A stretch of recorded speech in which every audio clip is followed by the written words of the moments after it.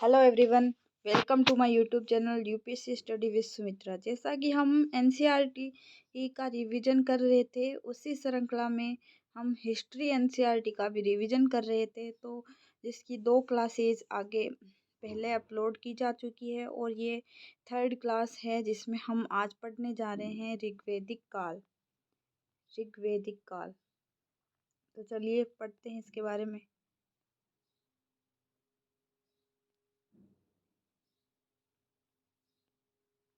आर्यों का मूल निवास स्थान और पहचान, यानी हमारे जो भारत में जो आर्य थे उनका मूल निवास स्थान कहाँ पर था और उनकी पहचान कैसे की जाती है। तो आर्यों का मूल निवास आल्पस पर्वत के पूर्वी क्षेत्र के आसपास बताया जाता है, जो वर्तमान में यूरेशिया, यूरोप और एशिया का क्षेत्र कहलाता है। मैक्समूलर के अनुसार आर्यों का निवास स्थान मध्य एशिया माना गया है, जो कि सर्वाधिक मान्य अवधारणा है। यानी मूलतः यह माना जाता है कि आर्यों का मूल निवास स्थान आल्प्स पर्वत के पूर्वी क्षेत्र के आसपास था, जो वर्तमान में यूरेशिया कहलाता है। जबकि मैक्समूलर नाम के एक व्यक्ति थे जिन्होंने आर्यों का मूल निवास स्थान मध्य एशिया माना। यानी यह एक सर्वाधिक मान्य अवधारणा। भारत में आर्यों की जानकारी ऋग्वेद से मिलती है। इस वेद में आर्य शब्द का उल्लेख 36 बार हुआ है। यानी यहाँ पे एक इम्पोर्टेंट क्वेश्चन बन जाता है कि जो वेद या ऋग्वेद है उसमें आर्य शब्द की आर्य शब्द का उल्लेख कितनी बार हुआ है, तो वो इसका आंसर होगा 36 बार। आर्यों का मुख्य व्यवसाय पशुचारण था एवं कृषि का स्थान गौण था। यानी आर्य थे वह व्यवसाय में पशुचारण करते थे और कृषि। आर्य समाज पुरुष प्रधान था। पालतू घोड़े पहली बार ईसा पूर्व 6ठी सहस्त्राब्दी काला सागर और यूराल पर्वत के क्षेत्र में प्रयोग में लाए गए। यह यूराल पर्वत फिलहाल यूरोप में है। 3000 ईसा पूर्व यूराल क्षेत्र के में घोड़े की लगभग 6000 अस्थियां मिली है। फिर आता है भारत में आर्यों का आगमन। ये एक मैप है, इसके अनुसार दर्शाया गया। यहाँ उत्तरी ध्रुव है, फिर मध्य एशिया जो कि आर्यों का मूल निवास स्थान है। यहाँ से पूर्वी शाखा निकली आर्यों की, और ये रहा आल्प्स पर्वत। इस प्रकार इसे समझ सकते हैं।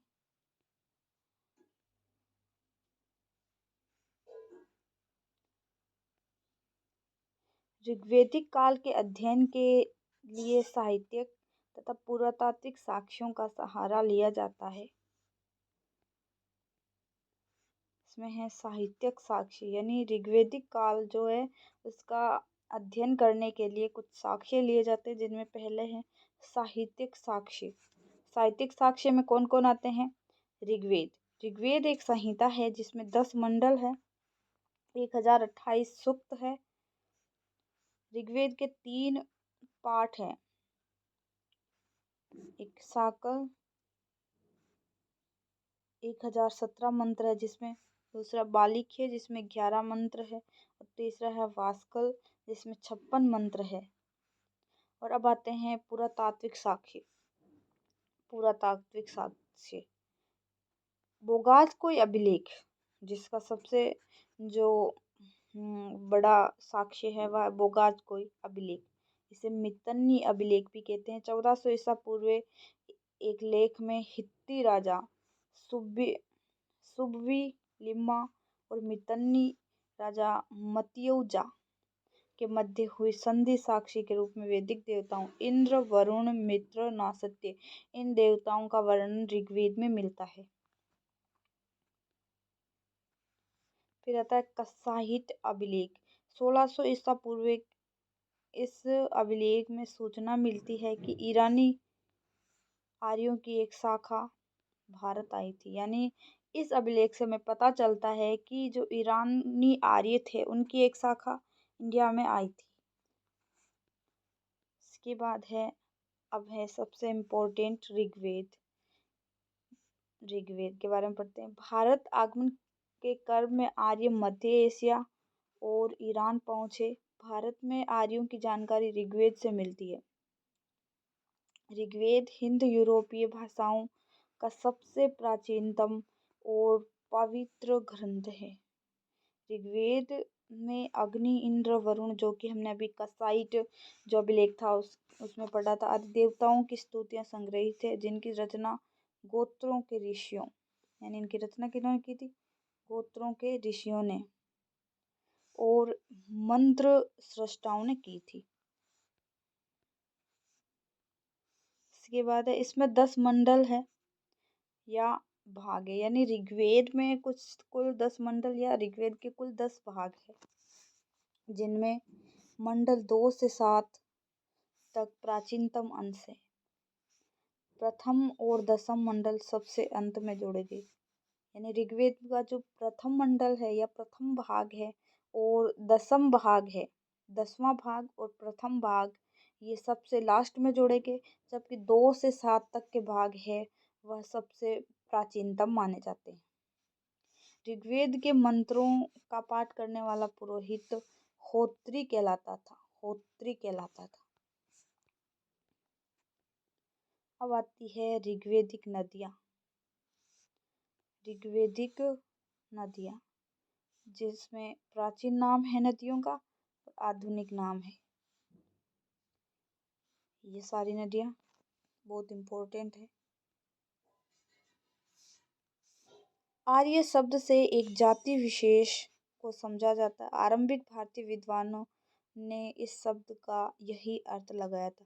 यानी जो आरंभिक भारतीय विद्वान थे, इन्होंने आर्य शब्द एक जाति विशेष के लिए ये किया था, प्रयोग किया था। आर्यों का ही भारतीय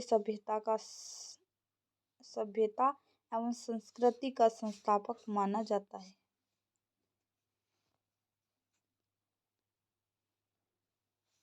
फिर है,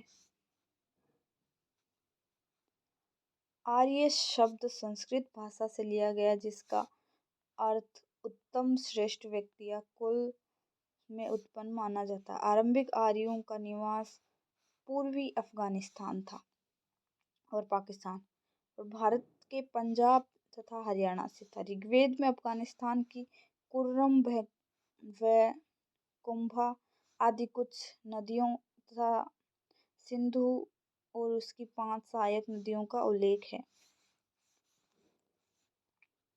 सिंधु आर्यों की प्रमुख नदी थी, जिसका उन्होंने बार बार उल्लेख किया। इसलिए ऋग्वेद के बाद आता है सामवेद। सामवेद दूसरा जो वेद है, पहला वेद हमने ऋग्वेद के बारे में पढ़ा और अब सेकंड वेद है सामवेद। साम का तात्पर्य गान से है, संगीत। सामवेद से ही प्रथम 7 स्वरों सा रे गा मा पा धा नी की जानकारी होती है, इसलिए इसे भारतीय संगीत का जनक कहा जाता है। यानी एक क्वेश्चन बन जाता है कि भारतीय संगीत का जनक किस वेद को माना जाता है, तो वह होगा सामवेद। सामवेद के मंत्र सूर्य देवता को समर्पित है।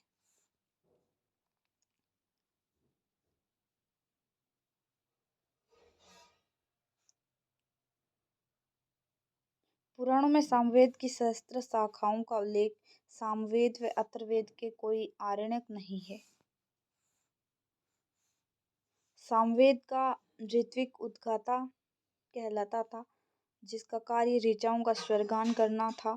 सामवेद का उपवेद गंधर्व वेद है। सामवेद के प्रमुख उपनिषद छंदोग्य, जैमिनीय,